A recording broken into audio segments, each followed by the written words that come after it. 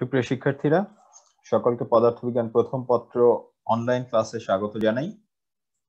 আমরা পূজার ছুটির আগে সর্বশেষ যে দুটি অনলাইন ক্লাস বি সেকশনে বৃহস্পতিবার দ্বিতীয় পিরিয়ডে করেছিলাম, সেখানে আমরা পদার্থবিজ্ঞান প্রথম পত্রে যে প্রথম অধ্যায় অর্থাৎ ভৌত জগৎ এবং পরিমাপ সম্পর্কে জেনেছিলাম। আজকে আমরা শুরু করব হচ্ছে চতুর্থ অধ্যায় অর্থাৎ নিউটনীয় বলবিদ্যা সম্পর্কে। সবশেষে প্রথমেই আমরা যেটি দেখে আসবো যে সর্বশেষ অনলাইন ক্লাসে আমরা কি কি পড়ে এসেছিলাম। আমরা একটু মনে করে নেই যে আমরা হচ্ছে পদার্থবিজ্ঞানের যে আলোচ্য বিষয়, পদার্থবিজ্ঞানে কি কি আলোচনা করা হয় সেটি সম্পর্কে একটু জেনেছিলাম।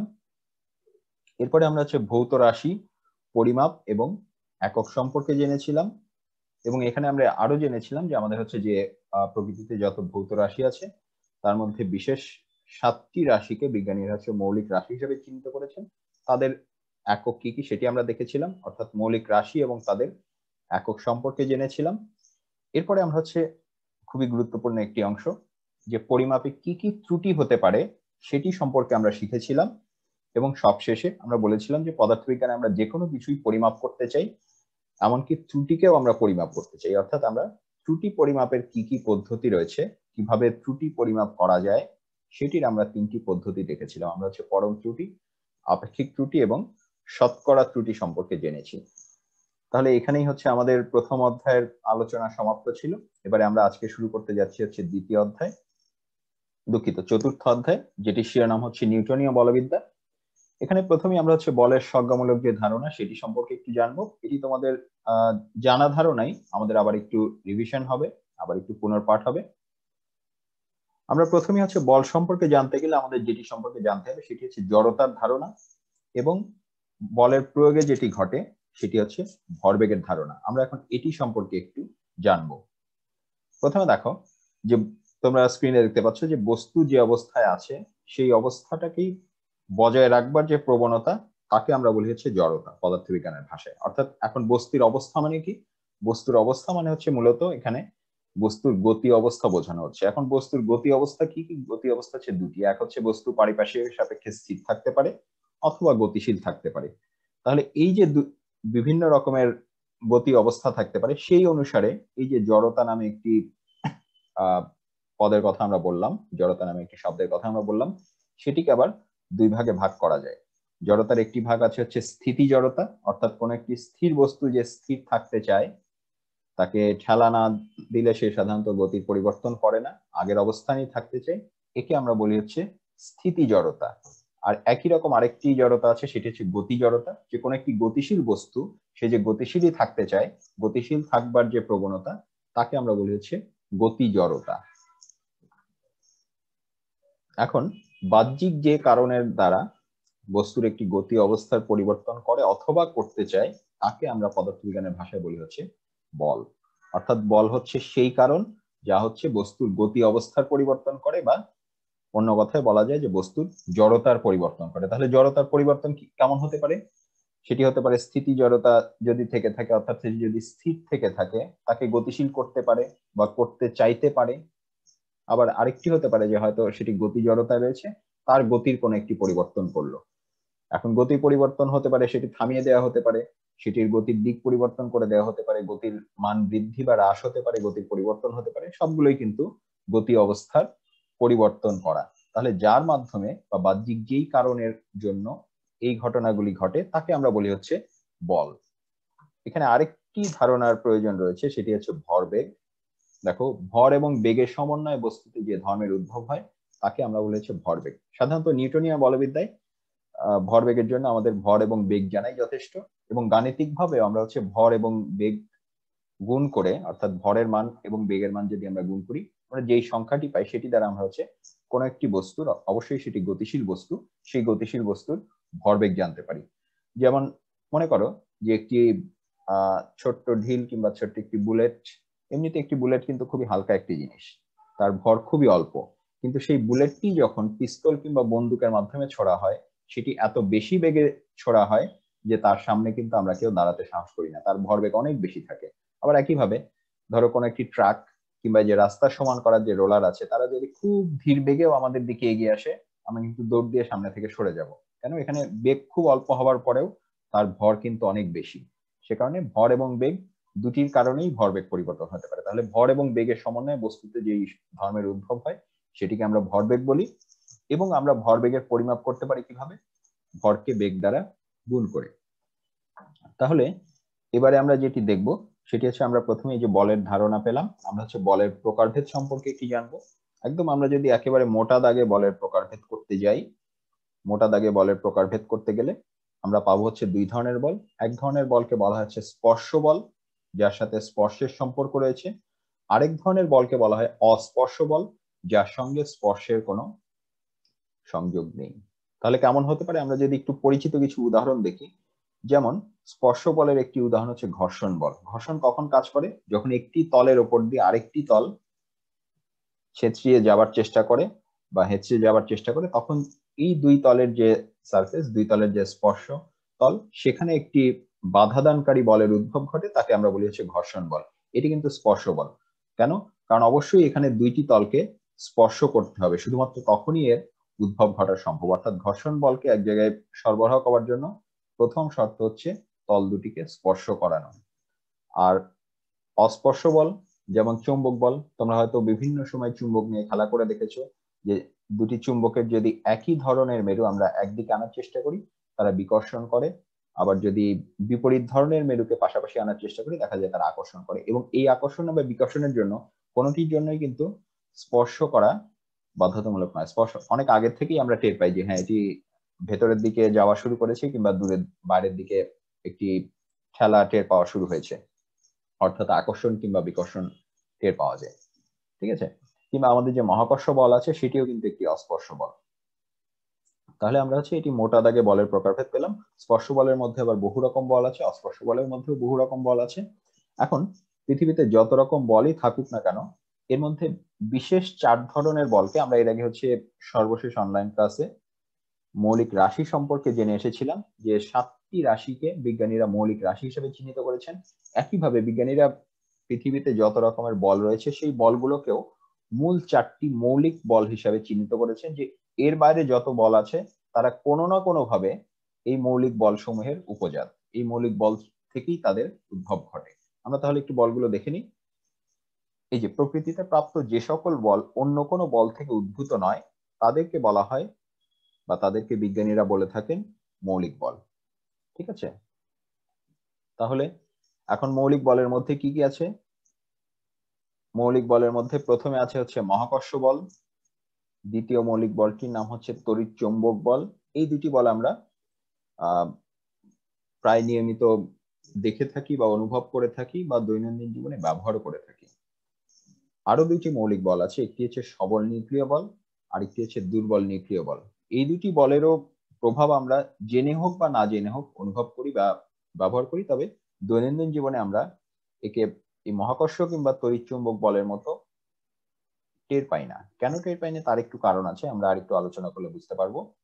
এখন বিজ্ঞানীদের বহুদিন ধরে যেটি স্বপ্ন ছিল, বিজ্ঞানীরা অনেকেই চেষ্টা করেন যে এই যে 4টি যে মৌলিক বল, অনেক বিজ্ঞানীর স্বপ্ন ছিল, এমনকি মহাবিজ্ঞানী আইনস্টাইনেরও স্বপ্ন ছিল যে এই বলগুলোকে কোনোভাবে একীভূত করা যায় কিনা, অর্থাৎ একাধিক বলকে মিলিয়ে একটি বলে আনা যায় কিনা। এখানে দেখো, এখানে যেরকম তড়িৎ চৌম্বক বল একসাথে বলা হয়েছে, আজ থেকে প্রায় 200 বছর আগে তড়িৎ বল এবং চৌম্বক বল কিন্তু বিজ্ঞানীরা আলাদাভাবে ভাবতেন। তারা জানতেন না যে দুটি আসলে একই উৎস থেকে উৎসাহিত কিংবা একই বল। বর্তমানে আমরা তড়িৎ চৌম্বক বলকে একসাথে বলি, কারণ এখন বিজ্ঞানীরা জানেন যে দুটি আসলে একই বল, কখনো সেটি তড়িৎ, কখনো সেটি চৌম্বক, কিংবা কখনো সেটি দুটির একটি মিলিত অবস্থা। একইভাবে অনেক বিজ্ঞানীরই এটি এখনো স্বপ্ন রয়েছে যে এই বলগুলোকে একসাথে করে একটি একীভূত বলের তত্ত্ব নির্মাণ করার।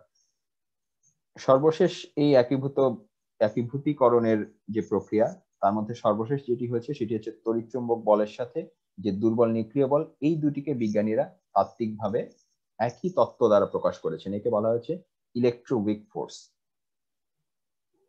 এই গবেষণাটি যারা করেছিলেন তারা ছিলেন শেলডন গ্লাসো, বিজ্ঞানী আব্দুল সালাম এবং বিজ্ঞানী স্টিভেন ওয়াইনবার্গ। এরা হচ্ছে সম্ভবত 1979 সালে এরা হচ্ছে এই একীভূতকরণের জন্য নোবেল পুরস্কার পেয়েছিলেন পদার্থবিজ্ঞানে। এরপরে এখনো আরো যে 3টি বল রয়েছে তাদের কিন্তু এখনো একীভূত করা বাকি রয়েছে। সে কারণে ভবিষ্যতে যারা পদার্থবিজ্ঞানে গবেষণা করতে চাও তারা চাইলে বলের একীভূতকরণের সম্পর্কে গবেষণা করতে পারো। যদি করতে পারো সেটি পদার্থবিজ্ঞানের ইতিহাসে বিশাল একটি আবিষ্কার হয়ে থাকবে বলে আশা করা যায়। তাহলে প্রিয় শিক্ষার্থীরা, এরপরে আমরা একটু আগে বলেছিলাম যে এই যে 4 রকমের মৌলিক বল, এদের কিছু আমরা টের পাই, কিছু আমরা টের পাই না।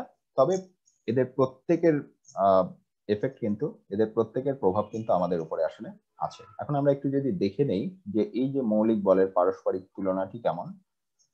এই যে আমাদের কি বলেছিলাম, আমাদের 4টি যে মৌলিক বল, তাদের প্রথমটি হচ্ছে মহাকর্ষ বল, দ্বিতীয়টি হচ্ছে দুর্বল নিউক্লিয় বল, তাড়িৎচুম্বক বল এবং সবল নিউক্লিয় বল। দেখো এখানে আমরা হচ্ছে একটি টেবিলের মাধ্যমে, টেবিলের আকারে এদের পারস্পরিক তুলনাটি দেখিয়েছি। প্রথমটি হচ্ছে পাল্লা। পাল্লা মানে হচ্ছে রেঞ্জ, অর্থাৎ কত দূর পর্যন্ত এই বলটি কাজ করে। তাহলে দেখো মহাকর্ষ বলের যে পাল্লা সেটি হচ্ছে অসীম পর্যন্ত, তাড়িৎচুম্বক বলের যে পাল্লা সেটি হচ্ছে অসীম পর্যন্ত, অর্থাৎ এই দুটি বল অসীম পর্যন্ত কাজ করে। এরপরে বাকি যে দুটি বল দেখো, দুর্বল নিউক্লিয় বলের পাল্লা হচ্ছে 10⁻⁻16 মিটার, সবল নিউক্লিয় বলের যে পাল্লা সেটি হচ্ছে 10⁻⁻15 মিটার। 10⁻16, 10⁻⁻15। এটি কিন্তু খুবই ক্ষুদ্র একটি দৈর্ঘ্য, খুবই ক্ষুদ্র একটি দূরত্ব, অর্থাৎ 10⁻⁻15 কিংবা 10⁻⁻16 মিটারের চেয়ে বেশি দূরে আসলেই দুর্বল নিউক্লিয় বল কিংবা সবল নিউক্লিয় বল আর ক্রিয়াশীল থাকে না। যেহেতু আমরা বাস্তব জীবনে এত ক্ষুদ্র দূরত্ব ব্যবহার করি না, সে কারণে এদের যে ফলাফল সেটি আমরা, এদের যে প্রভাব সেটি আমরা আলাদা করে কখনোই টের পাই না। কিন্তু কারা টের পায়? টের পায় হচ্ছে পরমাণু কিংবা পরমাণুর ভেতরে যে নিউক্লিয়াস আছে কিংবা নিউক্লিয়াসের ভেতরে যে অন্তঃপারমাণবিক কণা আছে, তাদের জন্য আবার এটি খুবই প্রভাবশালী একটি বল। এরপরে দেখো, এরপরের কলামে যেটি দেখানো হয়েছে সেটি হচ্ছে আপেক্ষিক তীব্রতা। আপেক্ষিক তীব্রতা মানে হচ্ছে একটির তুলনায় আরেকটি কত তীব্র বা কত বেশি। দেখো এখানে এই 4টি বলের মধ্যে আমরা সবচেয়ে নিয়মিত যেটি টের পাই সেটি হচ্ছে মহাকর্ষ বল। পৃথিবী আমাদের টানছে, সে কারণে আমরা সবসময় নিচের দিকে একটি ওজন অনুভব করি, এটি কিন্তু মহাকর্ষ বলের কারণে। কিন্তু সবসময় আমরা যেই বলটি টের পাই সেই বলটি কিন্তু যখন তীব্রতার হিসাবে আসবে বা শক্তিশালীত্বের হিসাবে আসবে, এটি হচ্ছে সবচেয়ে কম শক্তিশালী। সেই কারণে এটিকে হচ্ছে 1 হিসাবে দেখানো হয়েছে, যে মহাকর্ষ বলের মান যদি 1 হয়ে থাকে তাহলে মহাকর্ষ বলের তুলনায় বাকিরা কত গুণ। দেখো মহাকর্ষ বলের তুলনায় দুর্বল নিউক্লিয় বল হচ্ছে 10⁻30 গুণ। 10⁻30 এটি একটি বিশাল সংখ্যা, অর্থাৎ 1-এর পরে 30টি শূন্য বসালে যা হয় সেটি হচ্ছে 10⁻30, অর্থাৎ মহাকর্ষ বলের তুলনায় দুর্বল নিউক্লিয় বল 10⁻30 গুণ সবল। এরপরের সংখ্যাটি যদি খেয়াল করো, তড়িৎচুম্বক বল হচ্ছে 10⁻39 থেকে 10⁻40 গুণ, অর্থাৎ এটি দুর্বল নিউক্লিয় বল ছিল 10⁻30 গুণ, এটি তার থেকেও আরো 10⁻10 গুণ সবল, এবং সবল নিউক্লিয় বল আবার 10⁻41 থেকে 10⁻42 এই মাত্রায়, অর্থাৎ এটি হচ্ছে মহাকর্ষ বলের তুলনায় প্রায় 10⁻42 গুণ সবল। ঠিক আছে, এটি হচ্ছে মাত্রাগতভাবে এটি সবচেয়ে শক্তিশালী বল, মাত্রাগতভাবে এটি সবচেয়ে দুর্বল বল। কিন্তু সবল এবং দুর্বল নিউক্লিয় বলের বৈশিষ্ট্য হচ্ছে এরা 10⁻16 বা 10⁻15 মিটারের পরে আর এদের প্রভাব টের পাওয়া যায় না। সে কারণে নিউক্লিয়াসের বাইরে আসলে এই দুটি বলের প্রভাব আমরা কখনোই আলাদা করে টের পাই না এবং পাবো না। তাহলে এই যে বলগুলো, এই বলগুলোর আবার এক ধরনের বাহক কণা লাগে। এদের মধ্যে একটি কণার নাম তোমরা সম্ভবত আগে শুনেছো, সেটি হচ্ছে ফোটন কণা, যেটি হচ্ছে আসলে আলোর বাহক কণাও। আর এছাড়াও বিভিন্ন রকম কণা আছে। মহাকর্ষ বল হচ্ছে গ্রেভিটন নামে এক ধরনের কণার পারস্পরিক আদান প্রদানের মাধ্যমে হয় বলে বিজ্ঞানীরা তথ্য দিয়েছেন। দুর্বল নিউক্লিয় বলের জন্য তারা বলেছেন যে ডব্লিউ বোসন এবং জেড বোসন নামে দুটি বোসন কণা আছে তাড়িৎচুম্বক বলের ক্ষেত্রে ফোটন, এবং সবল নিউক্লিয় বলের ক্ষেত্রে মেসন নামের এক প্রকার বাহক কণার পারস্পরিক আদান প্রদানে এটি হয়ে থাকে বলে আশা করা হয়। এখন এরা কি কি কাজ করে দেখো, এদের কাজগুলোও কিন্তু আলাদা। মহাকর্ষ বল যেহেতু অসীম পর্যন্ত পাল্লা বিস্তৃত, যদিও এর আপেক্ষিক তীব্রতা খুবই কম, মহাকর্ষ বল যেটি করে সেটি হচ্ছে তারাদের একত্রিত করে গ্যালাক্সি গঠন করে, সৌরজগৎ গঠন করে, আমাদের গ্রহ এবং উপগ্রহ এদেরকে যার যার কক্ষপথে ধরে রাখে। এই ঘটনাটি ঘটে হচ্ছে মহাকর্ষ বলের কারণে, অর্থাৎ যে বিশ্বজগৎ যে আসলে এই অবস্থানে আছে সেটি কিন্তু মহাকর্ষ বলের কারণেই একটি পারস্পরিক ব্যালেন্সের কারণে আছে। এরপরে আসা হচ্ছে দুর্বল নিউক্লিয় বল। এটি দ্বারা হচ্ছে নিউক্লিয়াসের বিভিন্ন রকমের ক্ষয় হয়ে থাকে, তার মধ্যে একটি বিশেষ ক্ষয় হচ্ছে নিউক্লিয় বিটা ক্ষয়, এটি ঘটে হচ্ছে দুর্বল নিউক্লিয় বলের প্রভাবে। এরপরে তড়িৎচুম্বক বল। এটির কারণেই হচ্ছে ইলেকট্রন নিউক্লিয়াসে আবদ্ধ থাকে। আমরা হচ্ছে জানি যে ধনাত্মক এবং ঋণাত্মক চার্জ পরস্পরকে আকর্ষণ করে। এই আকর্ষণের কারণেই কিন্তু তোমরা জানো যে কোন একটি পরমাণুর নিউক্লিয়াসে থাকে হচ্ছে নিউট্রন এবং প্রোটন। প্রোটন হচ্ছে ধনাত্মক চার্জ বিশিষ্ট, এবং এই ধনাত্মক চার্জের আকর্ষণের কারণেই কিন্তু ইলেকট্রন নিউক্লিয়াসের চারপাশে আবদ্ধ থেকে ঘূর্ণায়মান থাকে। অর্থাৎ এই যে আকর্ষণ, যেই আকর্ষণ বলের কারণে ইলেকট্রন যুক্ত থাকে বা পরমাণু গঠন করতে পারে, সেটি হচ্ছে আসলে তাড়িৎ-চৌম্বক বল। এরপরে সবশেষে যেটি আছে সেটি হচ্ছে সবল নিউক্লিয় বল। একটু আগেই যেটি বললাম যে পরমাণুর নিউক্লিয়াসে আবার কারা থাকে, প্রোটন থাকে এবং নিউট্রন থাকে। প্রোটন কিন্তু ধনাত্মক চার্জ বিশিষ্ট, কিন্তু ধনাত্মক চার্জ বিশিষ্ট প্রোটনকেও যদি নিউক্লিয়াসের মতো খুবই ক্ষুদ্র একটি অঞ্চলে খুব জোর করে ঠেসে ধরে রাখতে হয়, তার জন্য নিশ্চয়ই তাড়িৎ-চৌম্বক বলের চেয়েও শক্তিশালী কোনো একটি বল প্রয়োজন, নইলে তারা তো বিকর্ষণ করে পরস্পর বিভিন্ন দিকে ছিটকে যেত। সেটি যেহেতু যায় না, তার কারণ হচ্ছে এই সবল নিউক্লিয় বল। সবল নিউক্লিয় বলই হচ্ছে একটি নিউক্লিয়াসকে গঠন করে। ঠিক আছে, তাহলে এই যে চারটি মৌলিক বলের যে আমরা পারস্পরিক তুলনাটি দেখলাম, এটি থেকে আমরা জানলাম যে বিভিন্ন বল দ্বারা কি কি হয়ে থাকে। তাহলে এরপরে আমরা যদি একটু এর পরের অংশে যাই, এখানে দেখো, এরপরে আমরা জানবো হচ্ছে নিউটনের যে গতিসূত্র সমূহ সেগুলো সম্পর্কে। এগুলো সম্ভবত তোমরা কিছুটা ইতিমধ্যে জানো, আমরা আবার একটু রিভাইজ দেব, এবং আমরা এখনকার উচ্চতর যে গণিত শিখে ফেলেছি তার মাধ্যমে আমরা নিউটনের গতিসূত্রকে আবার নতুন করে ব্যাখ্যা করতে শিখব। এখন নিউটনের গতিসূত্রের জন্য প্রথমেই যার নাম আসবে, এই গতিসূত্রটির নামই হচ্ছে আসলে বিজ্ঞানী আইজাক নিউটনের নামানুসারে। তিনি 1687 সালে এই বইটি সংক্ষেপে বলা হয় প্রিন্সিপিয়া, পুরা নাম হচ্ছে ফিলোসফিয়া ন্যাচারালিস প্রিন্সিপিয়া ম্যাথমেটিকা।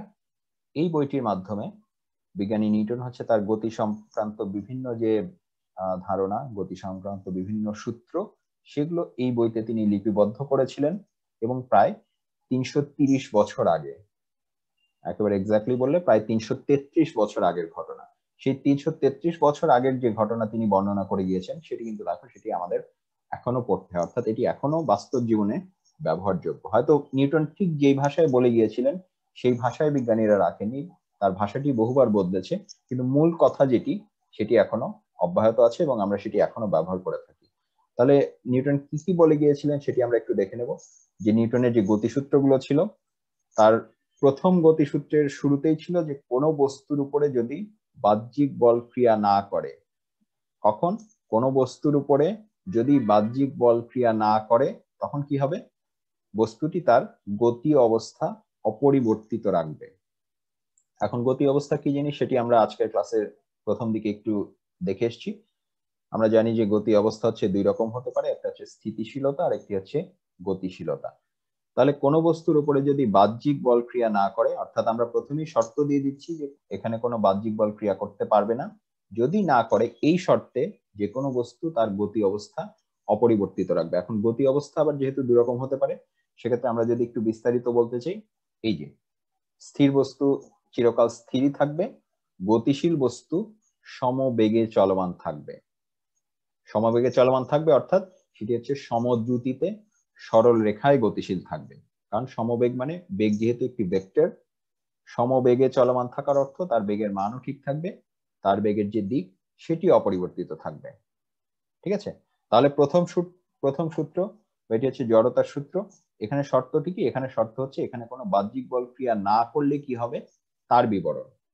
ঠিক আছে, তাহলে এবার যদি আমরা দ্বিতীয় সূত্রে আসি, দ্বিতীয় সূত্রে হচ্ছে আমরা এই যে এখানে যে শর্ত ছিল সেই শর্তের বিপরীত শর্ত কাজ করলে কি হবে সেটি দেখবো। অর্থাৎ যদি কোনো বাহ্যিক বল ক্রিয়া করে তখন কি ঘটবে সেটি হচ্ছে নিউটনের দ্বিতীয় গতিসূত্রে বলা হয়েছে।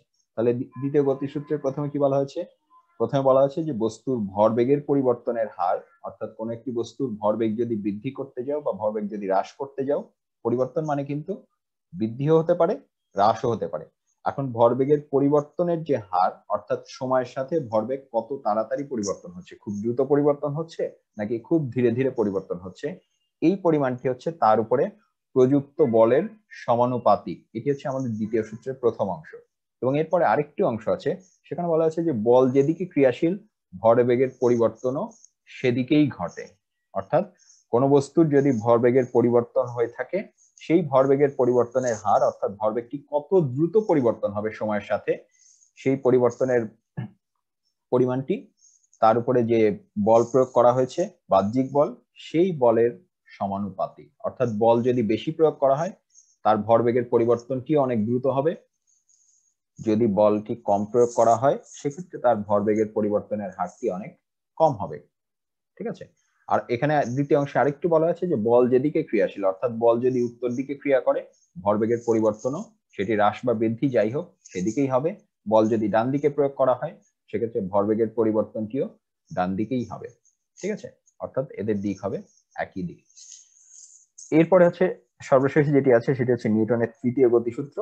এটি সম্ভবত পদার্থবিজ্ঞানের বাইরের দুনিয়াতেও বহুল আলোচিত, যে প্রতিটি ক্রিয়ার একটি সমান ও বিপরীত প্রতিক্রিয়া আছে। ঠিক আছে, এটি সম্পর্কে বিস্তারিত আমরা পরবর্তীতে পড়ব।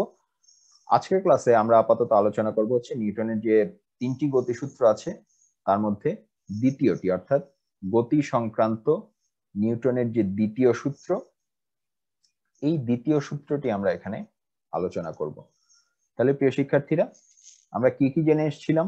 গতি সংক্রান্ত নিউটনের দ্বিতীয় সূত্র আলোচনা করতে গেলে আমরা প্রথমেই নিউটনের যে দ্বিতীয় সূত্রের বিবৃতিটি আছে সেটি আবার একটু পড়ে নিই। নিউটনের গতির দ্বিতীয় সূত্রে কি বলা হয়েছে? প্রথমেই বলা হয়েছে যে বস্তুর ভরবেগের পরিবর্তনের হার, কি বলা হয়েছে? বস্তুর ভরবেগের পরিবর্তনের হার। পরিবর্তনের হার মানে কি? পরিবর্তনের হার মানে হচ্ছে সময়ের সাথে সাথে কোন একটি বস্তু, দুঃখিত, কোন একটি রাশি কিভাবে পরিবর্তন হচ্ছে সেটি। তাহলে বস্তুর ভরবেগের পরিবর্তনের হার আমরা কিভাবে পাবো? একটা পেতে পারি যে আমরা যদি বস্তুর ভরবেগের কতটুকু পরিবর্তন হলো সেটিকে যদি সময়ের পরিবর্তন দিয়ে ভাগ করি, এই অনুপাতটি থেকে আমরা পরিবর্তনের হার পেতে পারি যদি একই হারে পরিবর্তন হয়। আর খুব কড়াকড়ি ভাবে এটি আমরা পেতে পারি হচ্ছে আমরা আমাদের যে পদার্থবিজ্ঞানের দ্বিতীয় অধ্যায় সেখানে তোমরা শিখে এসছো যে সেখানে ডিফারেন্সিয়েশন নামে একটি গাণিতিক পদ্ধতি আছে, যেটি হচ্ছে ক্যালকুলাসের দুটি শাখার একটি। বাংলায় একে বলা হয়েছে ব্যবকলন। ব্যবকলনের মাধ্যমে আমরা কিন্তু কোন একটা জিনিসের পরিবর্তনের হার নির্ণয় করতে পারি। তোমরা গণিতেও ব্যবকলন শিখে এসছো, ব্যবকলন তোমাদের জন্য আর নতুন কিছু নয়। তাহলে ব্যবকলনের ক্ষেত্রে কি বলা হয়? ব্যবকলনের ক্ষেত্রে পরিবর্তনের হার মানে কোন একটি রাশিকে যখন আমরা সময়ের সাপেক্ষে ডিফারেন্সিয়েট করি, সময়ের সাপেক্ষে ব্যবকলন করি, তখন আমরা ওই রাশিটির পরিবর্তনের হার নির্ণয় করতে পারি। তাহলে আমরা যদি ভরবেগের পরিবর্তনের হার নির্ণয় করতে যাই আমাদের কি করতে হবে? আমাদের ভরবেগ রাশিটিকে, যেটিকে আমরা সাধারণত পি দ্বারা প্রকাশ করে থাকি, ভরবেগকে টি এর সাপেক্ষে ব্যবকলন করতে হবে, টি এর সাপেক্ষে ডিফারেন্সিয়েট করতে হবে। তাহলে তখন আমরা কি পাবো? ভরবেগকে টি এর সাপেক্ষে ডিফারেন্সিয়েট করলে আমরা পাবো হচ্ছে ভরবেগের পরিবর্তনের হার, এই যে এই অংশটুকু পাবো। এরপর আবার কি বলা হয়েছে? এই ভরবেগের পরিবর্তনের হার আবার তার উপরে প্রযুক্ত বলের সমানুপাতিক, অর্থাৎ এই যে পরিবর্তনের হার ডিফারেন্সিয়েট করে আমরা যে রাশিটি পাবো সেটি সমানুপাতিক হবে প্রযুক্ত বলের সাথে। এবং আরো একটি কথা বলা আছে যে বল যেদিকে ক্রিয়াশীল ভরবেগের পরিবর্তনও সেই একই দিকে ঘটে। তোমাদের খেয়াল রাখতে হবে যেখানে আমরা যে ভরবেগ রাশিটির কথা বলছি, ভরবেগ আমরা কিভাবে পেয়েছি? গাণিতিকভাবে আমরা ভরবেগ পাই হচ্ছে ভর এবং বেগের গুণফল দ্বারা। ঠিক আছে, এখন ভর হচ্ছে একটি স্কেলার রাশি আর বেগ হচ্ছে একটি ভেক্টর রাশি। এখন একটি ভেক্টর এবং স্কেলারকে যখন আমরা গুণ করি, একটি স্কেলার রাশি দ্বারা যখন আমরা একটি ভেক্টর রাশিকে গুণ করি, যে ফলাফলটি পাওয়া যায় সেটিও কিন্তু একটি ভেক্টর রাশি। তাহলে ভর এবং বেগ গুণ করে আমরা যদি ভরবেগ রাশিটি পেয়ে থাকি, এর যেহেতু একটি অংশ স্কেলার এবং আরেকটি অংশ ভেক্টর, আমরা ভরবেগ রাশিটিকেও কিন্তু অবশ্যই ভেক্টর হিসাবেই পাবো, অর্থাৎ ভরবেগ একটি ভেক্টর রাশি, এর একটি দিক আছে। তাহলে এখানে কি বলা হচ্ছে? বল যেদিকে ক্রিয়াশীল ভরবেগের পরিবর্তনও সেদিকেই ঘটে, অর্থাৎ দুজনের দিক যদি একই হয় তার অর্থ আমাদের এই দুজনের মধ্যে চিহ্নের কোনো পার্থক্য হবে না। দুটি ভেক্টর, অর্থাৎ ভরবেগের পরিবর্তন যেদিকে হচ্ছে তার যে দিক, আমাদের ক্রিয়াশীল বল যেটি আছে সেই বলের দিক হচ্ছে একই দিকে। তাহলে আমরা যদি এখানে একটু খেয়াল করি, আমরা যদি এতক্ষণ যা বললাম সেটিকে আমরা যদি গাণিতিক আকারে লিখি, আমরা হচ্ছে এই কথাটি লিখতে পারি। দেখো বাম পক্ষে আমরা কি লিখেছি? বাম পক্ষে আমরা লিখেছি হচ্ছে প্রথমেই ডি ডিটি, অর্থাৎ এই যে সময়ের সাপেক্ষে ব্যবকলন। ডি ডিটি হচ্ছে ব্যবকলনীয় অপারেটর, এটি দ্বারা বোঝায় সময়ের সাপেক্ষে, এই যে এখানে যেহেতু টি আছে অর্থাৎ টি দ্বারা আমরা সময় প্রকাশ করি, এখানে বলা হচ্ছে সময়ের সাপেক্ষে ব্যবকলন কাকে? এই যে ব্র্যাকেটের ভেতরে যে রাশিটি আছে তাকে। ব্র্যাকেটের ভেতরে কি আছে? ব্র্যাকেটের ভেতরে আছে হচ্ছে পি, এবং সেটি আবার প্রপোর্শনাল টু এফ। ঠিক আছে। এফ দ্বারা আমরা কি প্রকাশ করি? এফ দ্বারা আমরা প্রকাশ করি হচ্ছে বলকে। এখন এখানে খেয়াল রাখতে হবে, আমরা যখন তোমরা যখন দ্বিতীয় অধ্যায়ে ভেক্টর রাশি সম্পর্কে জেনে এসছো, তোমরা জানো যে ভেক্টরকে বিভিন্ন ভাবে প্রকাশ করা যায়। ভেক্টরকে আমরা যখন হাতে লিখি, হাতে লিখবার সময় আমরা সাধারণত ভেক্টরের উপরে একটি দাগ দেই কিংবা একটি অ্যারো চিহ্ন দেই, একটি তীর চিহ্ন দেই। আর ছাপার অক্ষরে যখন ভেক্টরকে প্রকাশ করা হয় সেক্ষেত্রে কিন্তু বোল্ড অক্ষরে ভেক্টর প্রকাশ করা হয়। দেখো এই যে এখানে ডি ডিটি এই অক্ষরগুলি কিন্তু স্বাভাবিক অক্ষর, কিন্তু এই যে ভেতরে যে পিটি আছে, এখানে যে এফটি আছে, এরা কিন্তু বোল্ড অক্ষর, এরা হচ্ছে একটু মোটা করে লেখা হয়েছে। তার মানে এফ হচ্ছে একটি ভেক্টর, পি হচ্ছে একটি ভেক্টর। এখন আমরা কি বলেছিলাম? আমরা বলেছিলাম যে নিউটনের দ্বিতীয় সূত্র অনুসারে ভরবেগের পরিবর্তনের হার তার উপরে প্রযুক্ত বলের সমানুপাতিক। এই যে এত বড় একটি কথায় লেখা যে বাক্য, একে যখন আমরা অঙ্কে লিখবো, অর্থাৎ একে যখন আমরা গাণিতিক আকারে লিখবো, আমরা পাবো ddt of p is proportional to f, যেখানে p একটি ভেক্টর, f আর একটি ভেক্টর। ঠিক আছে। এখন p মানে কি? p মানে হচ্ছে ভরবেগ। আমরা এটিও বলেছিলাম যে বল যেদিকে ক্রিয়াশীল, ভরবেগের পরিবর্তন সেদিকেই ঘটে। সেদিকে আমরা কি করে বুঝতে পারছি? দেখো এই যে দুই পাশে কিন্তু চিহ্ন একই রকম, এমন কিন্তু নাই যে এক পাশে প্লাস আর এক পাশে মাইনাস। তার মানে এই যে এই ভেক্টরটি যে দিক, এই ভেক্টরটিও সেই একই দিকে ক্রিয়াশীল।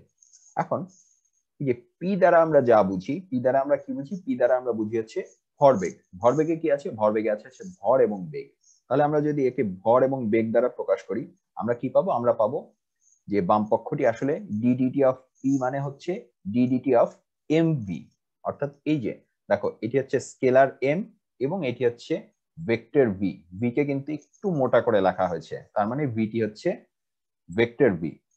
তাহলে এই যে এখন নিউটনিয়ান বলবিদ্যায় আমরা ধরে নিই যে কোন একটি বস্তুর ভর হচ্ছে একটি ধ্রুব রাশি, অর্থাৎ এটি পরিবর্তনশীল নয় বা এটি অন্য কোনো রাশির উপরে নির্ভরশীল নয়। যেহেতু এটি অন্য কোনো রাশির উপর নির্ভরশীল নয় বা ধ্রুব রাশি, ডিফারেন্সিয়েশনের ক্ষেত্রে আমরা যেটি জানি বা ব্যবকলনের ক্ষেত্রে আমরা গাণিতিক নিয়ম অনুসারে যেটি জানি, যে এখানে ভেতরে যদি কোনো ধ্রুব রাশি থাকে সেটিকে আমরা ব্যবকলনের নিয়ম অনুসারে ধ্রুব রাশিকে আমরা বাইরে নিয়ে আসতে পারি। অর্থাৎ আমরা এই যে এম রাশিটি যে আছে, এটি যেহেতু নিউটনীয় ক্ষেত্রে ধ্রুব রাশি, কোন একটি নির্দিষ্ট বস্তুর ভর নির্দিষ্টই হয়ে থাকে, একে আমরা হচ্ছে বাইরে নিয়ে আসতে পারি। তাহলে একে যদি আমরা বাইরে নিয়ে এসে লিখি, আমরা কি পাবো? আমরা পাবো এই যে এম, এখানে আমরা পাচ্ছি ডি ডিটি অফ ভি। ঠিক আছে।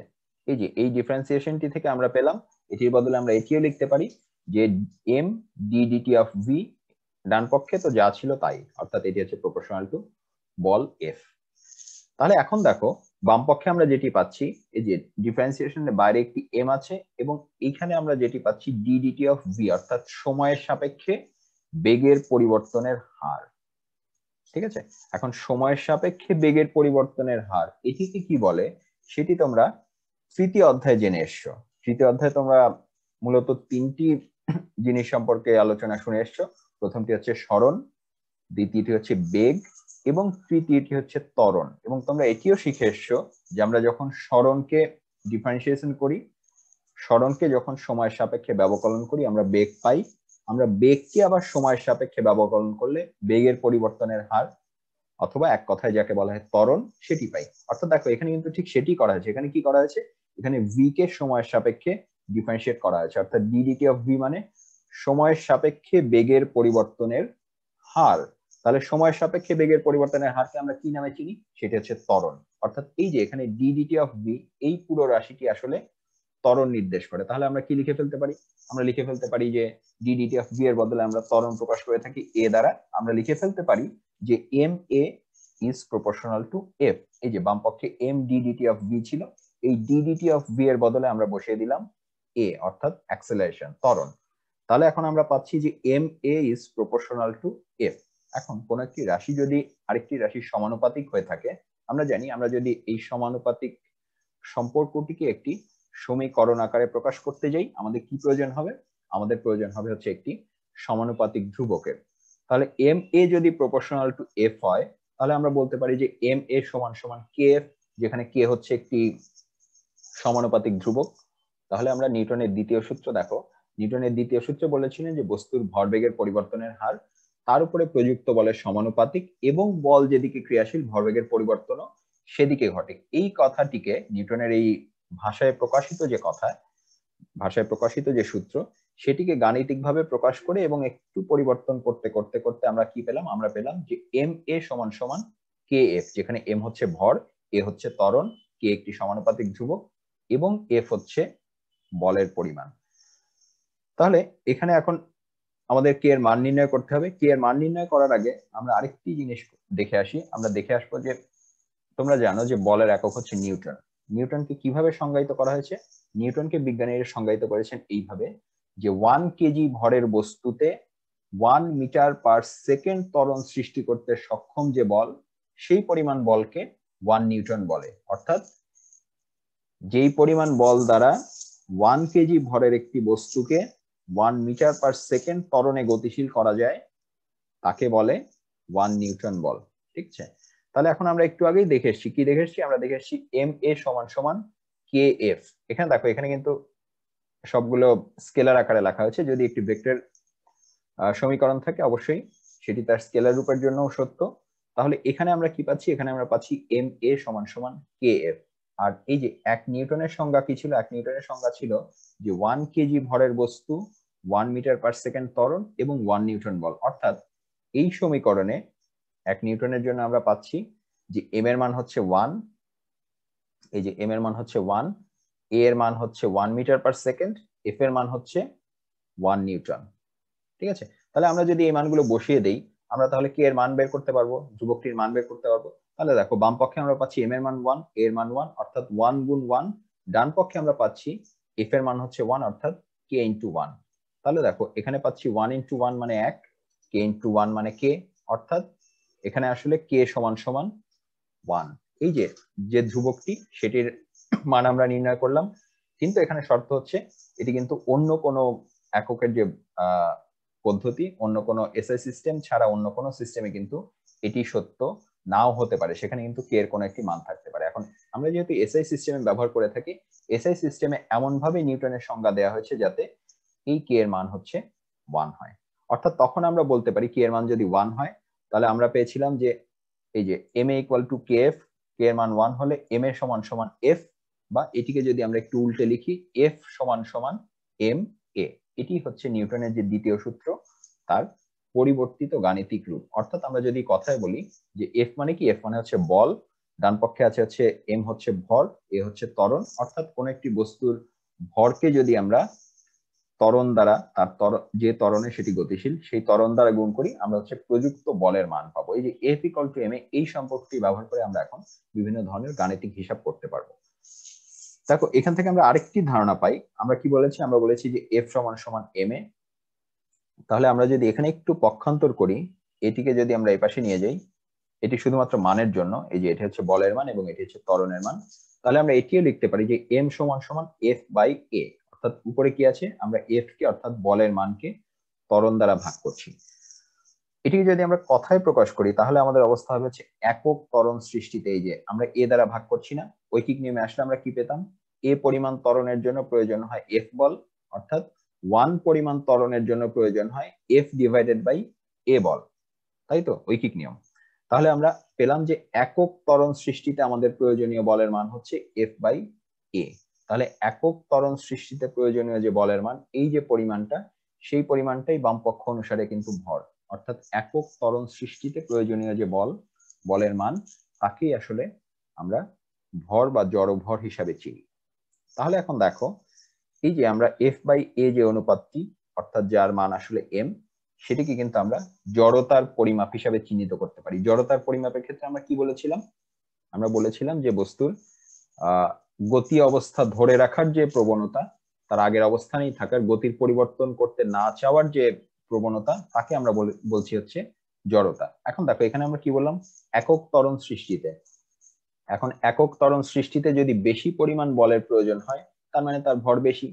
যদি একক ত্বরণ সৃষ্টিতে কম পরিমাণ বলের প্রয়োজন হয়, তার মানে তার ভর কম। অর্থাৎ অল্প ভরেই যদি একটা জিনিস নাড়ানো যায়, তার অর্থ সেটা হালকা, তার ভর কম। আর একক ত্বরণ সৃষ্টি করতে একটা বস্তুতে যদি অনেক বেশি পরিমাণ বল প্রয়োগ করার প্রয়োজন হয়, তার অর্থ নিশ্চয়ই বস্তুটি অনেক ভারী, তার জড়তা অনেক বেশি, অর্থাৎ তার ভর অনেক বেশি। তাহলে আমরা কি দেখলাম? গাণিতিকভাবে আমরা পেলাম নিউটনের দ্বিতীয় গতিসূত্র থেকেই যে একক ত্বরণ সৃষ্টিতে প্রয়োজনীয় যে বলের মান, সেটি হচ্ছে ভর, কিংবা আমরা একে জড়ভর বলে থাকি। এবং এখান থেকে আমরা এটিও ভৌত তাৎপর্য যেটি বুঝতে পারছি যে ভর হচ্ছে জড়তার পরিমাপ, অর্থাৎ যার ভর যত বেশি তার জড়তা তত বেশি। অর্থাৎ আমরা হচ্ছে খুব কম ভরের একটি বস্তুকে খুব সহজেই তার গতি অবস্থার পরিবর্তন করতে পারি, যার ভর অনেক বেশি তার জড়তার পরিমাপ পরিবর্তন করতে আমাদের কিন্তু অনেক কষ্ট হয়। ধরো তোমাদের হাতে যদি ছোট্ট একটি বল থাকে, যদি একটি টেনিস বল থাকে কিংবা টেবিল টেনিস বল থাকে, সেটিকে আমরা খুব সহজেই ছুঁড়ে মারতে পারি। কেন? তার ভর হচ্ছে কম। যেহেতু তার ভর কম, আমরা খুব অল্প একটু বল দিয়েই কিন্তু তার গতি অবস্থার অনেক পরিবর্তন করে ফেলতে পারি। এখন তোমার সামনে যদি একটি ট্রাক থাকে, 2-3 জন ঠেলেও তো সেই ট্রাকটিকে সরাতে পারবে না। কেন? কারণ ট্রাকের ভর অনেক বেশি। অর্থাৎ ট্রাকে যদি তুমি খুব অল্প একটু ত্বরণ সৃষ্টি করতে যাও, তোমার অনেক বেশি পরিমাণ ভর প্রয়োজন হবে, অর্থাৎ ট্রাকের জড়তা অনেক বেশি। কিংবা একটি গতিশীল ট্রাককে যদি তুমি খালি হাতে থামাতে যাও, সেটি সাধারণ মানুষের পক্ষে সম্ভব নয়। সিনেমায় হয়তো সুপারম্যান করে থাকে, কিন্তু বাস্তবে সেটি কারো পক্ষে সম্ভব নয়। কেন সম্ভব নয়? কারণ ট্রাকের জড়তা অনেক বেশি, সেটি স্থিতি জড়তাও বেশি, গতি জড়তাও বেশি। ঠিক আছে? সে কারণে ভর দ্বারা আমরা আসলে জড়তার পরিমাপ করি। তাহলে প্রিয় শিক্ষার্থীরা, আমাদের আজকের এই অনলাইন ক্লাসটি এখানেই শেষ।